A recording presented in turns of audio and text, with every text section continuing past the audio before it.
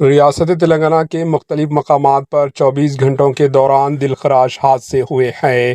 ضلع کھمم میں تیز رفتار بائک رائڈنگ کی وجہ سے 3 نوجوان ہلاک ہو گئے۔ تفصیلات کے مطابق چٹوپلی منڈل کے گنگارم دیہات میں کھڑی ہوئی ٹرک سے بائک ٹکرا گئی۔ بائک پہ سوار 20 سالہ وینو، 22 سالہ سریش، 12 سالہ شیخ کریم اللہ موقع پر ہی ہلاک ہو گئے۔ لاشوں کو پوسٹ مارٹم کے لیے اسپتال منتقل کر دیا گیا۔ اس واقعے کا CCTV ویڈیو سامنے آیا ہے، جس میں دیکھا جا سکتا ہے کہ بائک سوار نوجوان تیزی کے ساتھ آگے بڑھ رہے تھے اور کھڑی ہوئی ٹرک سے ٹکرا گئے، جس کے نتیجے میں موقع پر ہی موت ہو گئی۔ Bureau report, AHN news.